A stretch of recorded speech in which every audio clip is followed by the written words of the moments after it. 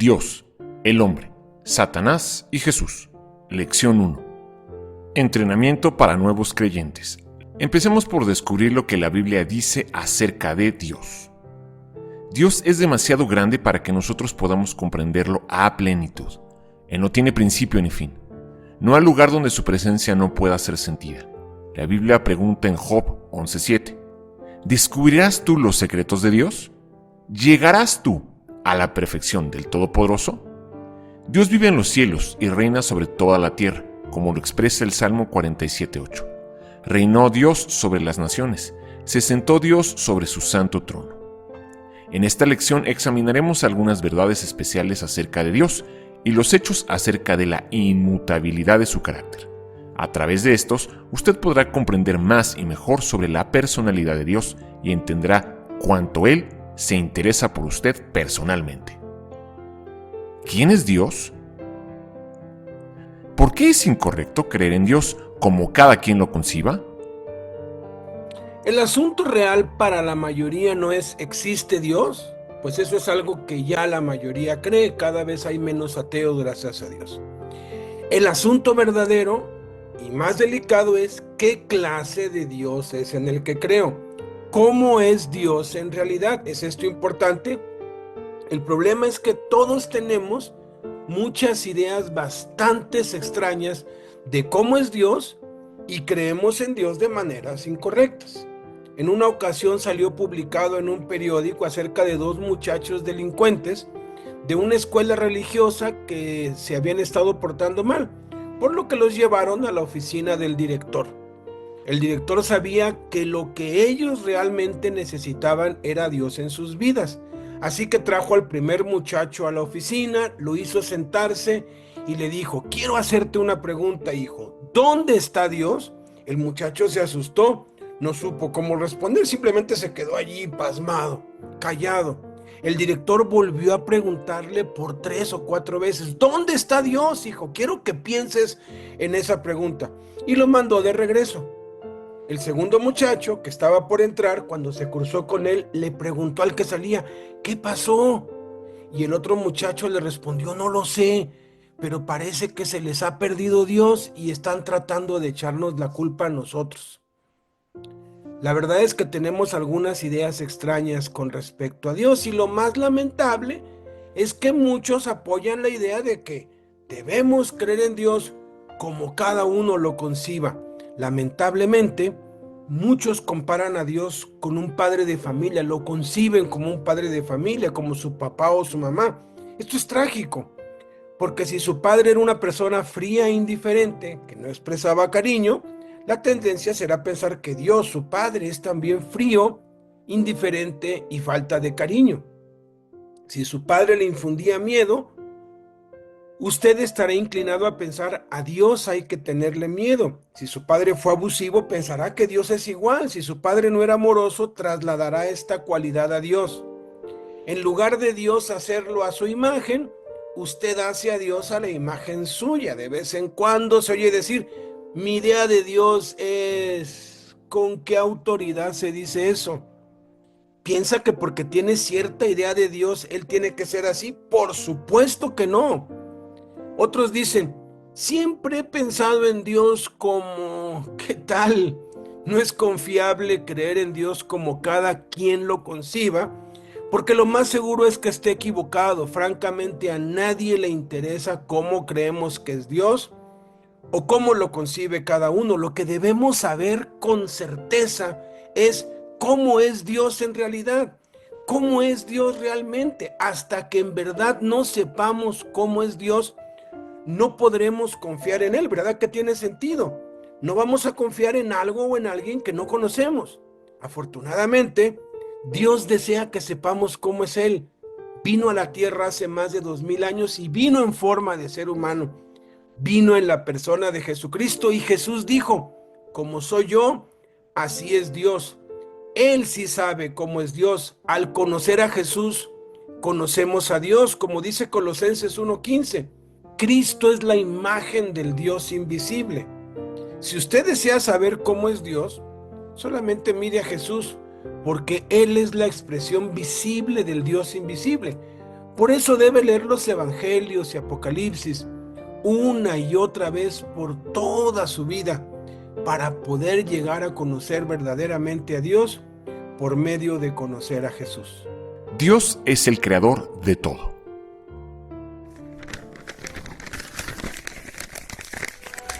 Tú creaste las delicadas partes internas de mi cuerpo y me entretejiste en el vientre de mi madre.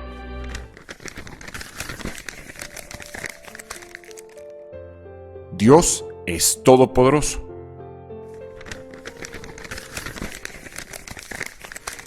Ellos conocen la verdad acerca de Dios, porque Él se la ha hecho evidente. Pues desde la creación del mundo, todos han visto los cielos y la tierra, por medio de todo lo que Dios hizo. Ellos pueden ver a simple vista las cualidades invisibles de Dios, su poder eterno y su naturaleza divina. Así que no tienen ninguna excusa para no conocer a Dios.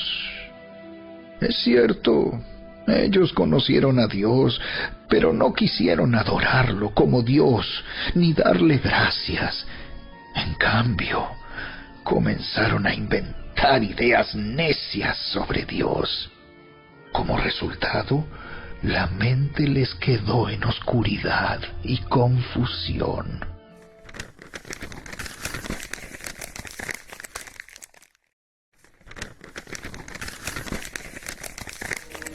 Tuyos, oh Señor, son la grandeza, el poder, la gloria, la victoria y la majestad. Todo lo que hay en los cielos y en la tierra es tuyo, oh Señor, y este es tu reino. Te adoramos como el que está por sobre todas las cosas.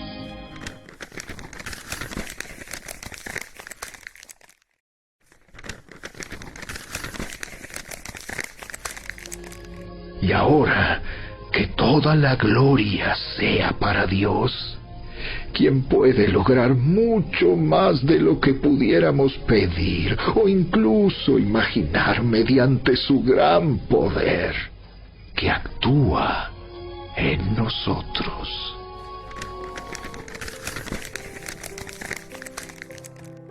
Dios es omnisciente.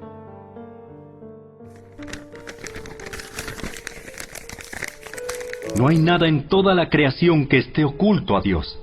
Todo está desnudo y expuesto ante sus ojos, y es a Él a quien rendimos cuentas.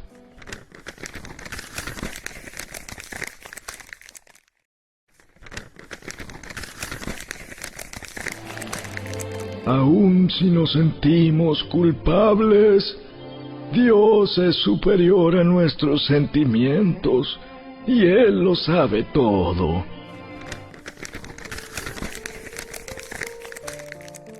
Dios es santo.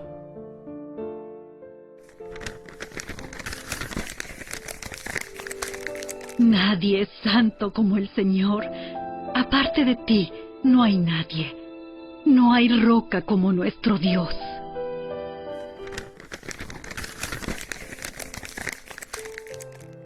Dios es espíritu.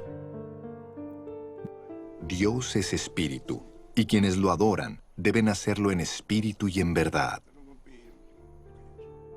Dios es una persona que puede conocer.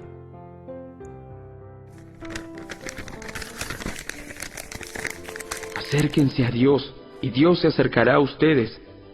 Lávense las manos, pecadores, purifiquen su corazón, porque su lealtad está dividida entre Dios y el mundo.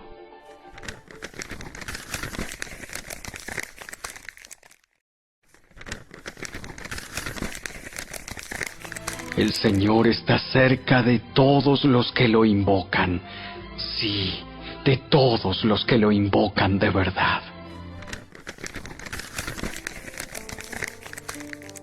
Dios es un Padre amoroso.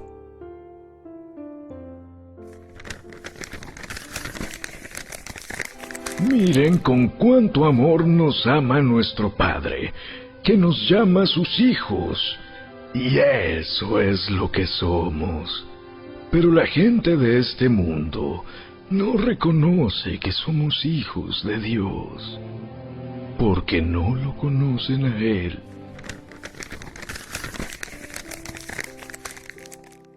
Una verdad fundamental que aprendemos al conocer quién es Dios es que Dios es demasiado grande para habitar en templos, tal como lo revela el Espíritu Santo en Hechos 17, como vamos a ver a continuación.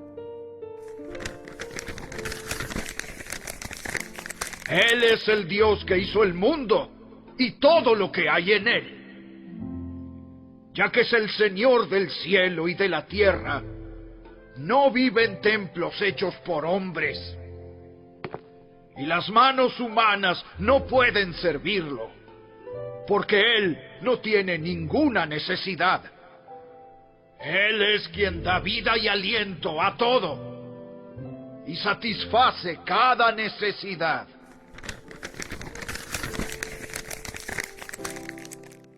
Analicemos ahora lo que dice la Biblia acerca del ser humano. Nosotros somos creados por Dios.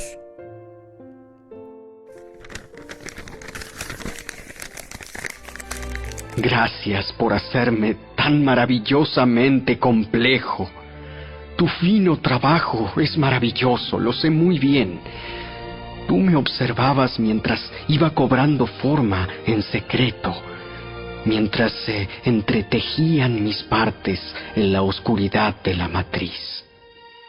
Me viste antes de que naciera. Cada día de mi vida estaba registrado en tu libro. Cada momento fue diseñado antes de que un solo día pasara.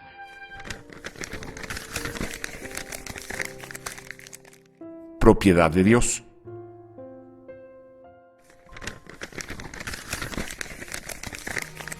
¿No se dan cuenta de que su cuerpo es el templo del Espíritu Santo, quien vive en ustedes y les fue dado por Dios? Ustedes no se pertenecen a sí mismos, porque Dios los compró a un alto precio. Por lo tanto, honren a Dios con su cuerpo.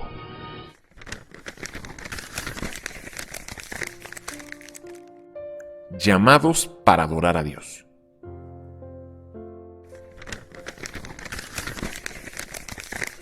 Tú eres digno, oh Señor nuestro Dios, de recibir gloria y honor y poder, pues tú creaste todas las cosas y existen porque tú las creaste según tu voluntad.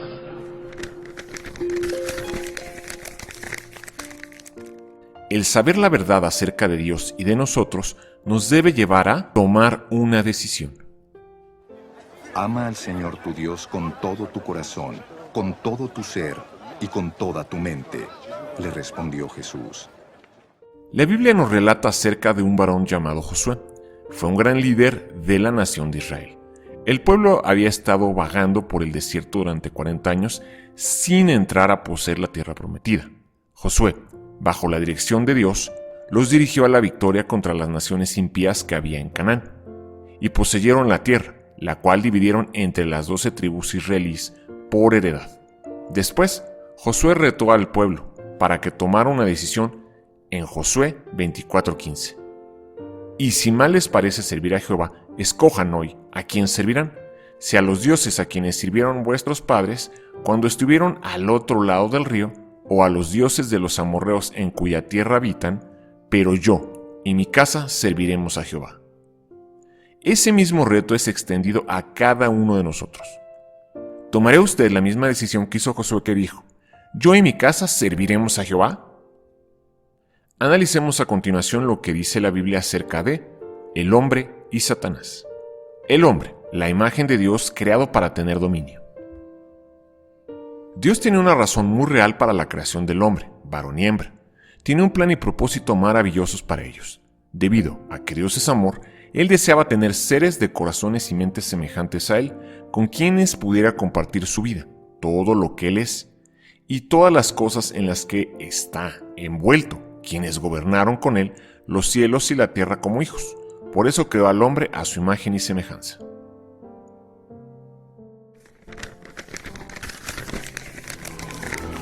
Entonces Dios dijo: hagamos a los seres humanos a nuestra imagen, para que sean como nosotros. Ellos reinarán sobre los peces del mar, las aves del cielo, los animales domésticos, todos los animales salvajes de la tierra y los animales pequeños que corren por el suelo. Respecto a Satanás, la Biblia enseña que Dios creó muchas cosas maravillosas antes de que creara los cielos y la tierra. Entre ellas están los ángeles, seres espirituales cuyo propósito es cumplir la voluntad de Dios. Los ángeles adoran a Dios y le sirven continuamente, tal como lo dice Apocalipsis 5 del 11 al 14. No obstante, cuando Lucifer, uno de los líderes angélicos, entendió acerca del plan de Dios para crear al hombre, se rebeló contra él. Él quería estar por encima del trono de Dios. Él quería la posición y autoridad que Dios había planeado para la humanidad. Quería reinar sobre toda la creación, por sobre el trono de Dios en el cielo. Cuando Lucifer se rebeló, Dios lo expulsó del cielo. Al mismo tiempo, una tercera parte de los ángeles se unieron a su rebelión y fueron expulsados con Lucifer, como lo revela el Espíritu Santo en Apocalipsis 12:4. La Biblia dice en Isaías 14, del 12 al 14, que Lucifer fue lanzado del cielo a la tierra, donde ahora es conocido como Satanás o el diablo. Separado de la gloria de Dios el Creador, él perdió la hermosura y la luz con la que antes se vestía, según nos revela la Biblia en Ezequiel 28, del 11 al 17, convirtiéndose en una criatura maligna y rodeado de tinieblas. Los ángeles que cayeron con él también perdieron su gloria y se convirtieron en demonios o espíritus malignos en el mundo recién creado por Dios. No obstante, la ambición perversa de Satanás no cambió y comenzó a trazar un nuevo plan para usurpar, tomar ilegalmente el trono de Dios. Él salió a conquistar al hombre que Dios había creado. ¿Dios creó el mal? Lo primero que debemos entender para poder responder con certeza a esta pregunta de si Dios creó el mal es que el mal no es una cosa creada. El mal, simple y sencillamente, se define en la Sagrada Escritura como la ausencia o la privación del bien. El mal es tal y como la oscuridad, que tiene que ver más con ausencia que con sustancia. La oscuridad no es una cosa en sí mismo, sino la ausencia de la luz. Del mismo modo, el mal se concibe como la ausencia del bien, no como una entidad independiente. Albert Einstein hizo las siguientes 4 declaraciones con bases científicas y matemáticas acerca de la oscuridad que los llevaron a emitir una declaración respecto al mal, a la esencia del mal. La primera declaración acerca es que la oscuridad no existe en realidad. La oscuridad es en realidad la ausencia de luz. Podemos estudiar la luz, pero no la oscuridad. La segunda declaración que hizo Einstein fue que no se puede medir la oscuridad. Un simple rayo de luz puede penetrar en un mundo de oscuridad e iluminarlo. La tercera declaración: ¿cómo puedes saber qué tan oscuro es cierto espacio? Mides la cantidad de luz presente. Y la cuarta declaración: la oscuridad es un término usado por el hombre para descubrir lo que sucede cuando no hay luz presente. Por lo tanto, Einstein concluyó lo siguiente respecto al mal: así como la oscuridad es la ausencia de la luz, así el mal es la ausencia de Dios. Entonces, así como la oscuridad se define en relación con la luz, el mal debe entenderse y definirse en relación con el bien.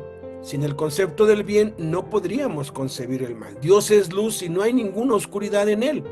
Dios creó todo lo visible e invisible, creó todo lo que existe en los cielos y en la tierra, seres angelicales y humanos, y todo lo que Dios creó fue bueno. Sin embargo, debido a que Dios concedió voluntad a las criaturas que Él creó, entonces desde el mismo momento que nos creó existió la posibilidad latente de que alguna criatura se apartara, se alejara o se rebelara contra Dios. Por eso es que desde el mismo instante, desde el preciso momento en que Lucifer se apartó de Dios y se rebeló contra Dios, desde ese preciso instante el mal comenzó a manifestarse, pues el mal surge cuando las criaturas se apartan de Dios, cuando se alejan del bien. Entonces, ese mal debe ser aislado y confinado junto con todos los que lo han elegido voluntariamente, junto con todos los que han voluntariamente elegido alejarse, apartarse de Dios. Por esto es que Dios permitió que Lucifer, Satanás, propusiese a todos y cada uno de los ángeles, arcángeles, querubines, serafines y seres vivientes de manera individual, decidir entre permanecer unido a Dios, al bien, a la luz, o apartarse de Dios y seguir al diablo, lo que los llevaría eternamente del lado de la oscuridad, del mal, de un estado sin Dios, sin luz. Desafortunadamente, la tercera parte de los ángeles decidió seguir a Satanás y fueron condenados a las tinieblas por toda la eternidad, razón por la cual Dios creó el lago de fuego eterno, que conocemos como el infierno eterno, pero lo creó para el diablo y para sus ángeles. Pero era necesario también que los seres humanos, nosotros, los únicos creados a imagen y semejanza de Dios, ejerciéramos nuestra voluntad y decidiéramos entre el bien, Dios, la luz, y el mal, Satanás, la oscuridad. Dios es completa y totalmente bueno y no puede crear algo intrínsecamente malo. El mal surge, repito, cuando las criaturas se alejan de la bondad de Dios. Por eso, permitir la posibilidad del mal era necesario para que hubiera una elección genuina de amar y obedecer a Dios en lugar de ser robots o seres programados. En resumen, aunque Dios es soberano sobre todo, no creó el mal directamente, sino que lo permitió como consecuencia de la libre voluntad con la que nos creó, con el propósito final de un bien mayor según su plan eterno. Entonces Satanás tentó al hombre y nosotros decidimos desobedecer y apartarnos de Dios y fuimos condenados a ser confinados e aislados junto con el diablo y sus ángeles a las tinieblas por toda la eternidad. Pero ahí no terminó todo. Tanto amó Dios al mundo, tanto nos amó, de tal manera nos amó, que no nos abandonó, sino que Él mismo vino como un ser humano en la persona de Jesús para rescatarnos a nosotros, que éramos una raza caída y condenada al infierno por la eternidad, y a pagar en sí mismo la culpa y el castigo de nuestra desobediencia, a desintegrar el mal en nosotros, la ausencia de Dios, y darnos vida eterna, porque Él es el Cordero de Dios que quita, que elimina el pecado de nuestras vidas. Por eso es que hoy tenemos delante de nosotros la más importante decisión de la vida: arrepentirnos del mal, darle la espalda al pecado y volvernos a Dios por medio de Jesucristo. De esa manera iremos al cielo con Jesús después de morir, y al final de los tiempos, en el día del juicio final, Dios aislará y confinará el mal por toda la eternidad en el lago de fuego eterno, y los redimidos viviremos con Dios en nuestra ciudad celestial, en compañía de todos los ángeles por la eternidad, ya sin la más mínima posibilidad de que el mal pueda manifestarse de nuevo, porque todos habremos decidido por la eternidad estar con Dios en Cristo para siempre, tal como lo describe Apocalipsis 21, que el cielo es el lugar donde no habrá muerte, tristeza, dolor, impureza, maldición u oscuridad, lo cual implica la ausencia total del mal. La presencia de Dios y su justicia perfecta excluyen cualquier forma de maldad en el cielo.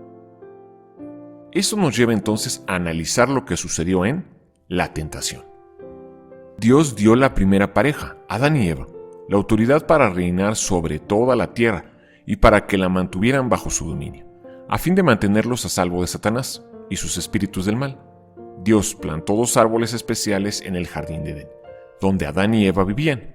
Dios los llamó el árbol de la vida y el árbol de la ciencia del bien y del mal. Génesis 2, 9 y 17. El árbol de la vida representaba la vida y autoridad de Dios mismo. Así que al comer de su fruto, Adán y Eva serían llenos cada vez más de la fortaleza, amor y gloria de Dios. El árbol de la ciencia del bien y del mal representaba la vida y autoridad de Satanás, y mientras Adán y Eva no comieran de su fruto, estarían a salvo de los espíritus del mal que poblaban en la tierra.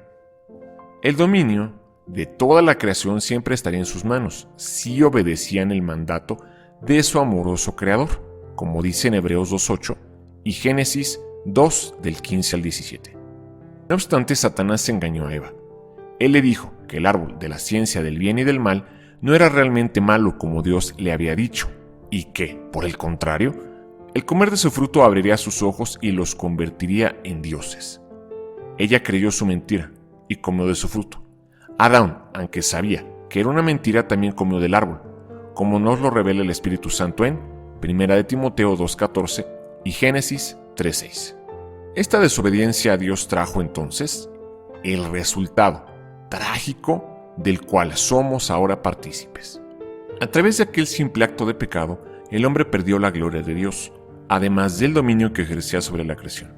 Entonces, Satanás tomó el trono del cual Adán y Eva habían sido sacados, para ejercer su reino de terror, destrucción y muerte sobre la tierra. Hebreos 2:14 y 15. En Romanos 5:12, la Biblia dice que todas las generaciones que sucedieron a Adán y Eva heredaron su naturaleza caída. Todos hemos caído bajo el poder y dominio de Satanás. Si Dios existe, ¿por qué el mundo está hecho un caos? Si bien la existencia del mal y el caos en el mundo puede parecer incompatible con la idea de un Dios bueno y todopoderoso, hay al menos 7 respuestas de parte de Dios en la Sagrada Escritura acerca de esta pregunta. La primera respuesta es que Satanás es el príncipe de este mundo, el Dios de este siglo, y tiene el mundo hecho un caos. Él vino para hurtar, matar y destruir, y por eso es que el mundo está en un completo caos. La segunda razón es por la libre voluntad. Dios nos dio a los seres humanos la libertad de elegir entre el bien y el mal. El caos y el sufrimiento del mundo son en gran parte consecuencia de las malas decisiones humanas. La tercera razón es el propósito de Dios. Dios utiliza las dificultades y el sufrimiento para nuestro bien, para nuestro crecimiento espiritual, así como permitió el sufrimiento en la vida de Job, que fue para bendecirlo, para que Job pudiera conocerlo mejor. La cuarta razón de por qué el mundo está hecho un caos, si Dios existe, tiene que ver con el misterio de Dios. Los caminos de Dios son considerados más allá de la comprensión humana.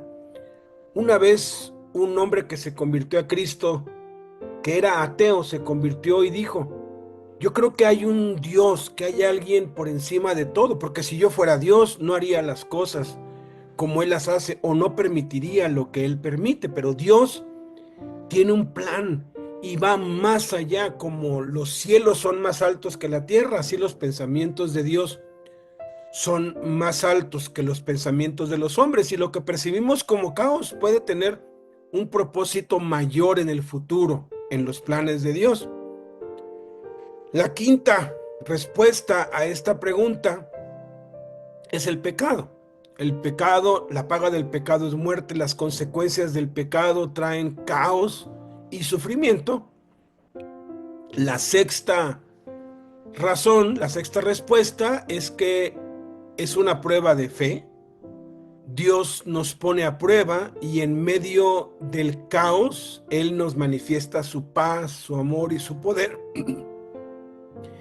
Y la séptima son las limitaciones humanas. Nuestra percepción del caos puede ser resultado de nuestra comprensión limitada del orden de Dios.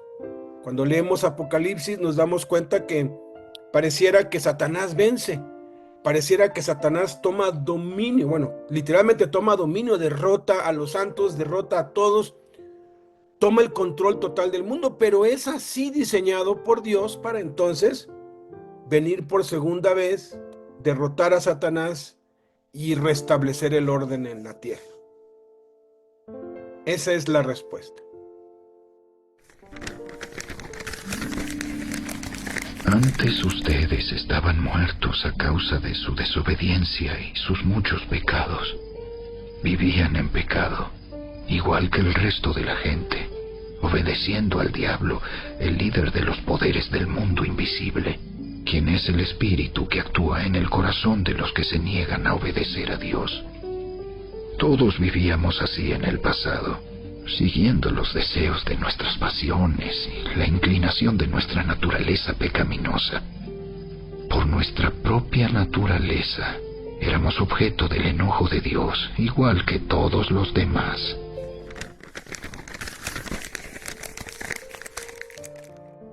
Esa es la razón por la cual el mundo está hecho un caos, y lo explica porque el corazón de las personas en todas partes hoy en día está lleno de idolatría.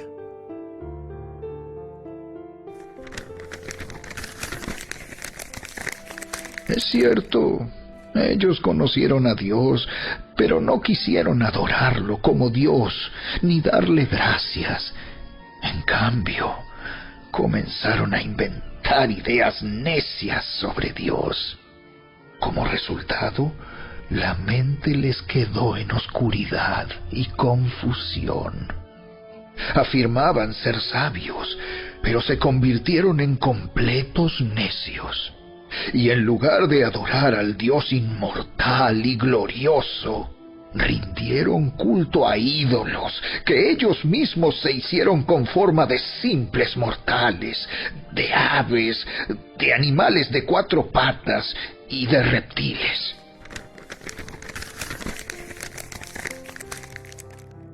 Inmoralidad.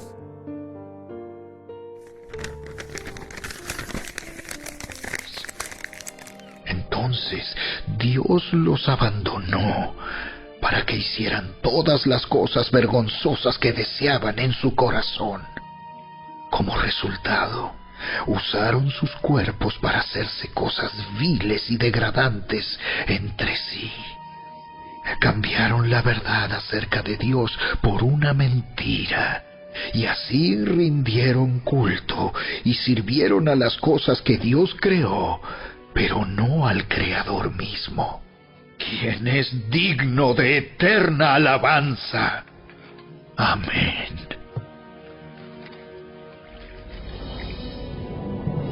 Por esa razón, Dios los abandonó a sus pasiones vergonzosas.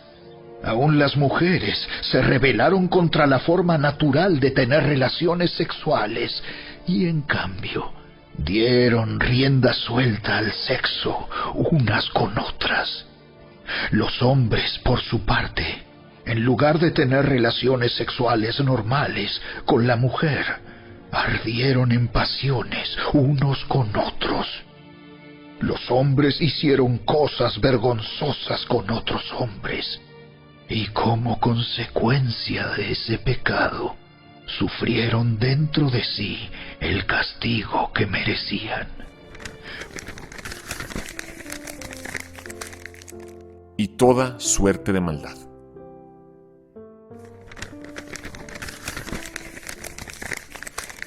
Por pensar que era una tontería reconocer a Dios, Él los abandonó a sus tontos razonamientos y dejó que hicieran cosas que jamás deberían hacerse. Se llenaron de toda clase de perversiones, pecados, avaricia, odio, envidia, homicidios, peleas, engaños, conductas maliciosas y chismes. Son traidores, insolentes, arrogantes, fanfarrones y gente que odia a Dios. Inventan nuevas formas de pecar y desobedecen a sus padres. No quieren entrar en razón. No cumplen lo que prometen. Son crueles y no tienen compasión. Saben bien que la justicia de Dios exige que los que hacen esas cosas merecen morir. Pero ellos igual las hacen. Peor aún, incitan a otros a que también las hagan.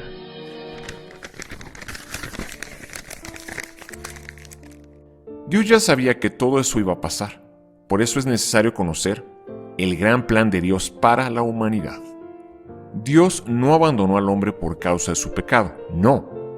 En lugar de ello, Él puso en acción otro gran plan, el plan para salvar al hombre del poder de Satanás y volver a colocarlo en su lugar original, de hijo, y poder compartir todo su trono con Él. Así que comenzó a preparar al mundo para el advenimiento del Salvador, Jesús, como dice en 1 Corintios 15:22, porque, así como en Adán todos mueren, también en Cristo todos serán vivificados. El Nuevo Testamento registra la historia de Cristo, aquel que vendría a salvarnos de nuestros pecados. Veamos entonces lo que dice la Biblia acerca de Jesús. Jesús es el Hijo de Dios. 2000 años atrás apareció un hombre en el escenario de la historia. Él nació en el mundo y creció hasta la vida adulta, exactamente como cualquier otra persona. Pero este hombre era diferente a cualquier otro. Él no fue un ordinario. Una virgen concibió del Espíritu Santo y lo trajo al mundo. Era Dios hecho hombre, quien vino a la tierra en apariencia humana. Fue el Hijo de Dios, que era el título que se le daría al ser humano en quien Dios se encarnaría, como nos lo muestra la Biblia en Lucas 1, del 26 al 35.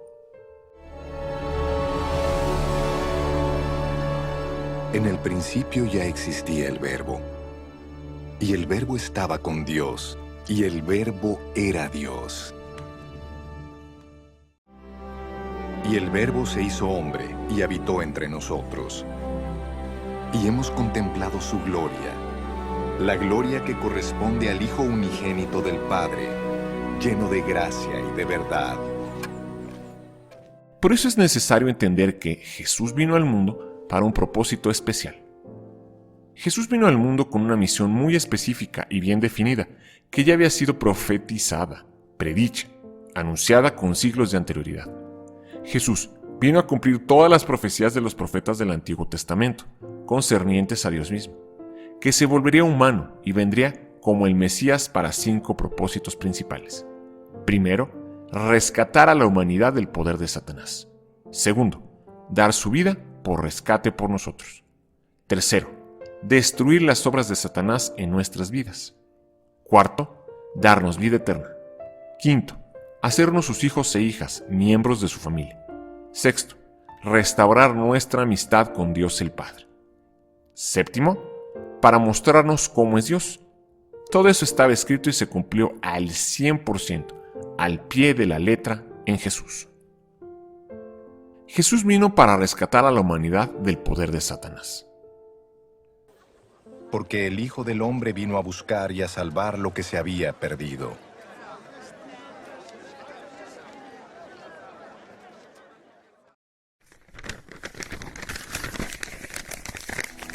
Pues Él nos rescató del reino de la oscuridad y nos trasladó al reino de su Hijo amado. Jesús vino para dar su vida por nosotros. Así como el Hijo del Hombre no vino para que le sirvan, sino para servir y para dar su vida en rescate por muchos. Jesús vino para destruir las obras de Satanás en nuestras vidas.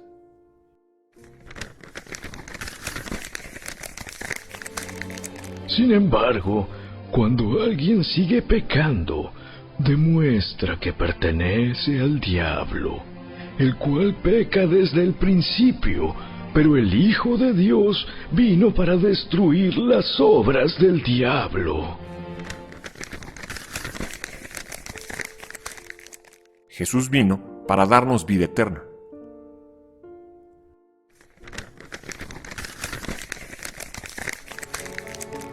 y este es el testimonio que Dios ha dado. Él nos dio vida eterna, y esa vida está en su Hijo. El que tiene al Hijo, tiene la vida. El que no tiene al Hijo de Dios, no tiene la vida.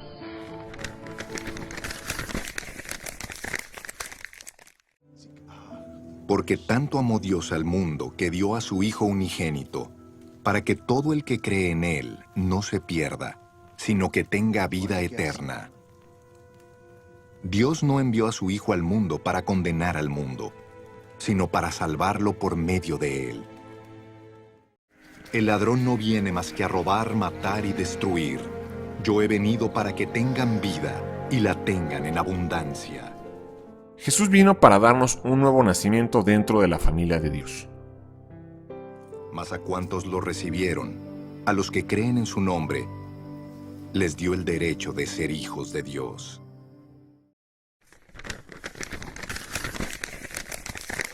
Miren con cuánto amor nos ama nuestro Padre, que nos llama sus hijos. Y eso es lo que somos. Pero la gente de este mundo no reconoce que somos hijos de Dios, porque no lo conocen a Él. Queridos amigos, ya somos hijos de Dios, pero Él todavía no nos ha mostrado lo que seremos cuando Cristo venga. Pero sí sabemos que seremos como Él, porque lo veremos tal como Él es. Jesús vino para restaurar nuestra amistad con Dios el Padre.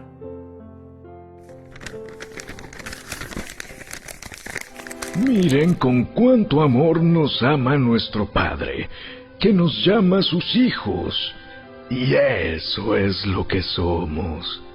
Pero la gente de este mundo no reconoce que somos hijos de Dios, porque no lo conocen a Él.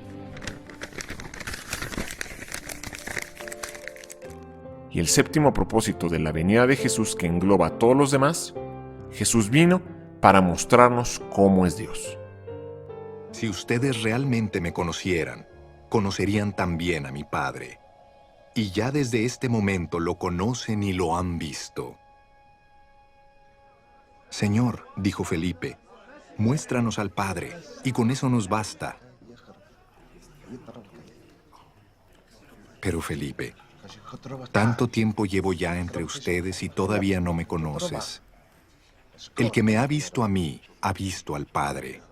¿Cómo puedes decirme, muéstranos al Padre? ¿Acaso no crees que yo estoy en el Padre? ¿Y que el Padre está en mí? Las palabras que yo les comunico, no las hablo como cosa mía, sino que es el Padre, que está en mí, el que realiza sus obras. Créanme cuando les digo que yo estoy en el Padre y que el Padre está en mí. O al menos créanme por las obras mismas. A Dios nadie lo ha visto nunca. El Hijo unigénito, que es Dios y que vive en unión íntima con el Padre, nos lo ha dado a conocer. Nos mostró el amor de Dios.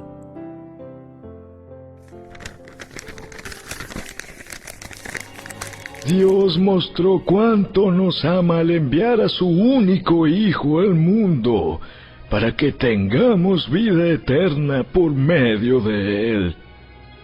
En esto consiste el amor verdadero. No en que nosotros hayamos amado a Dios, sino en que Él nos amó a nosotros y envió a su Hijo como sacrificio para quitar nuestros pecados.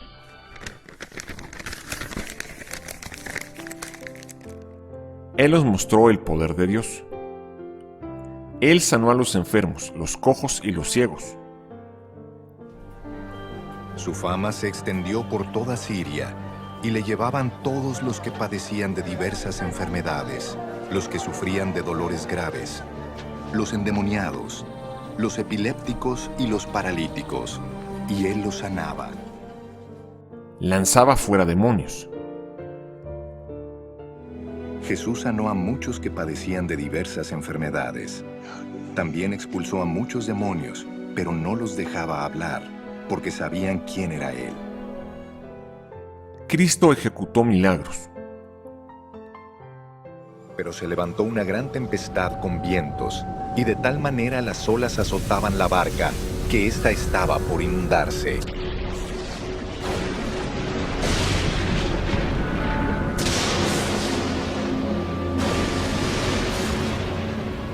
Jesús estaba en la popa y dormía sobre una almohada. Lo despertaron y le dijeron: «Maestro, ¿acaso no te importa que estamos por naufragar?».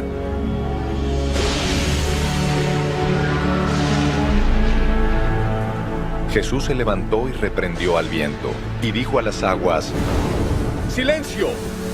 ¡A callar!».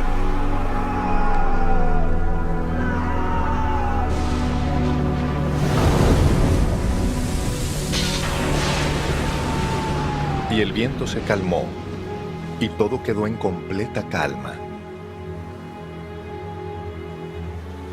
A sus discípulos les dijo: «¿Por qué tienen tanto miedo? ¿Cómo es que no tienen fe?». Ellos estaban muy asustados y se decían unos a otros: «¿Quién es este que hasta el viento y las aguas lo obedecen?». Él resucitaba a los muertos. Dicho esto, gritó con todas sus fuerzas: «Lázaro, sal fuera».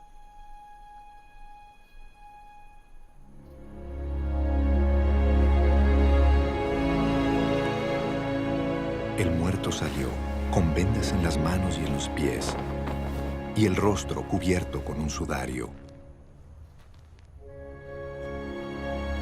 «Quítenle las vendas y dejen que se vaya», les dijo Jesús.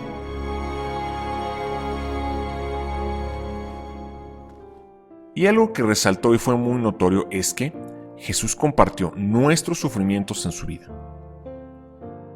Durante su vida en la tierra, Jesús experimentó todos los sufrimientos de la vida que padecemos, y es por tal razón que Él comprende cómo nos sentimos.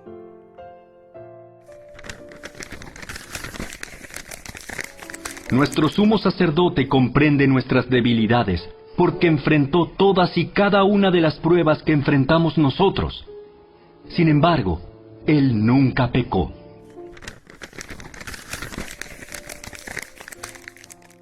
Debido a eso es que Jesús murió en la cruz por nosotros.